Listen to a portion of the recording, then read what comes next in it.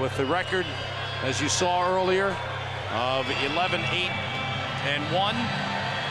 And now the rules, again, covered by the Arizona Boxing Commission.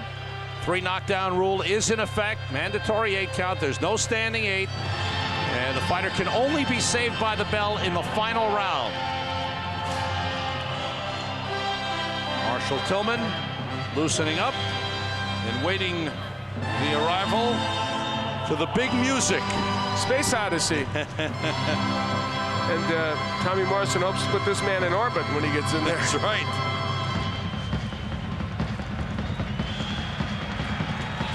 And the cheers starting to mount from the crowd.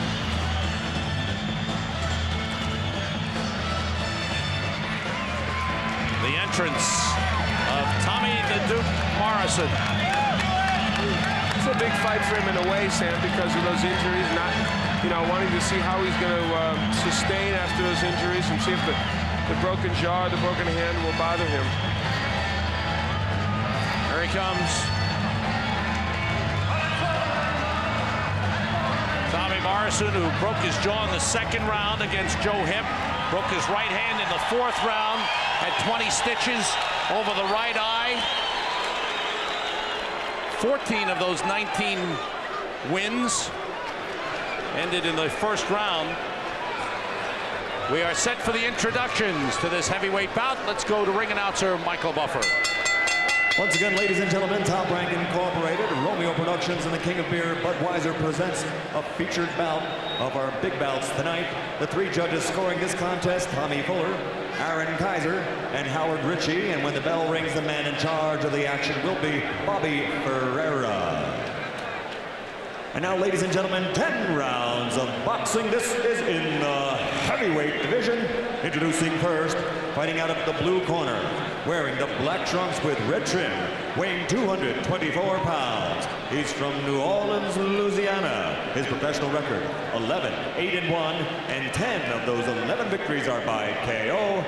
Ladies and gentlemen, Marshall the Quick Tillman. And his opponent across the ring, fighting out of the red corner, wearing the black trunks with stars and stripes trim, weighing in at 225 pounds. Fighting out of Kansas City, he brings a professional record of 33-1, 29 KOs. Ranked number 6 by the IBF, number 8 by the WBO, number 10 by the WBA. Ladies and gentlemen, Tommy the Duke Morrison. Tommy Morrison, who turned pro in November of 1988. Instructions in the dressing room. I expect a clean fight. Touch gloves, wait for the bell. Marshall Tillman turned pro in June of 1990. Morrison fought 19 times in his first year as a pro, won 15 by knockout. 24 of his 29 wins of his 29 knockouts have been in the first 2 rounds. 14 in the first round, making 23 have been in the first 2 rounds. Of some significance is the fact that Tillman managed to go into the 10th round before being knocked out by Alex Stewart. Did you do that fight, Sam? No, I didn't. No. And, but I did see it. Yeah, so well, that counts. Well, and so that's something, and it would obviously beg comparisons with how quickly Morrison may or may not get him out of here. Morrison looks the firmer of the 2. Tillman looks a little soft in the upper body. Good right hand by Morrison.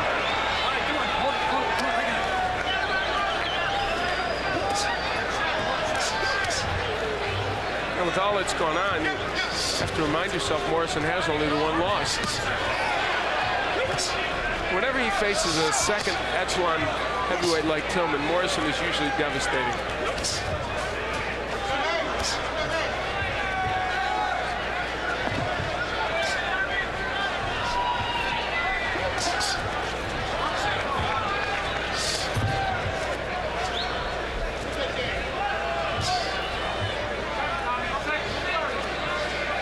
Tillman just pawing. think very much aware of Morrison's power and not willing to get within range. And there's that first strong left hook landing by Morrison. Tillman cannot A good left to the body, crumples Marshall Tillman.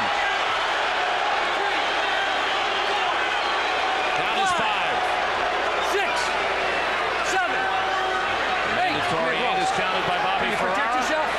Okay. Tillman ready to continue. Good left hook again by Morrison. Tillman is hurt one more time. On wobbling legs, he fights back.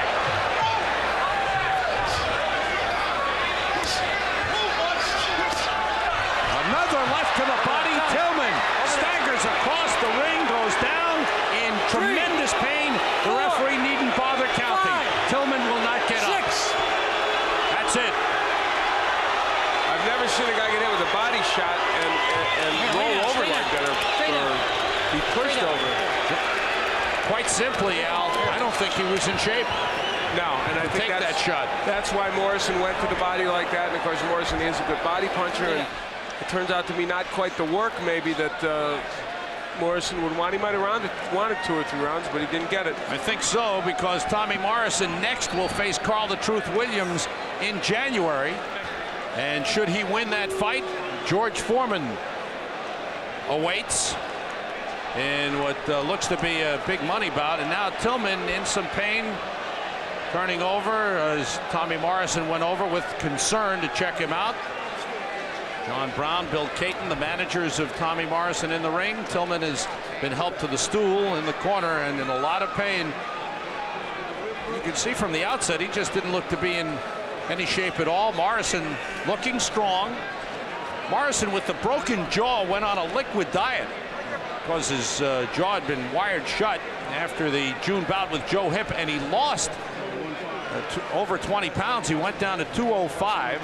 Then once he started taking solid food, he went back up to 230, went into training, came down into 225 and into the ring tonight.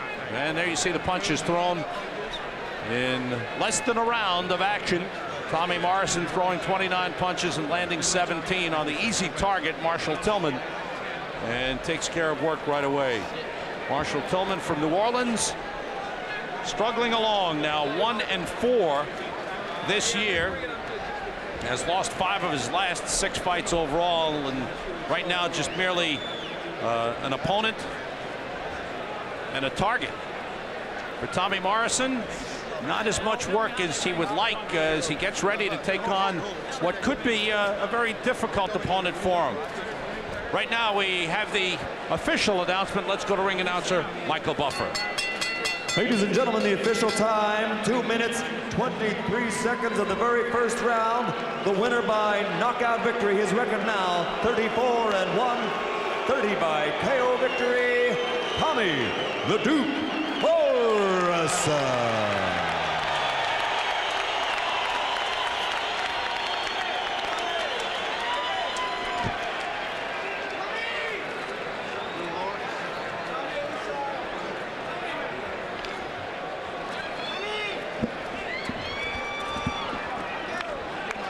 Tommy Morrison with his 34th win,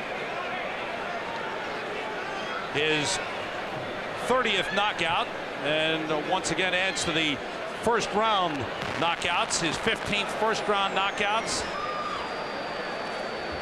He has had 24 fights end in the first 2 rounds. Al is with Tommy Morrison. Look, join them right now. Al?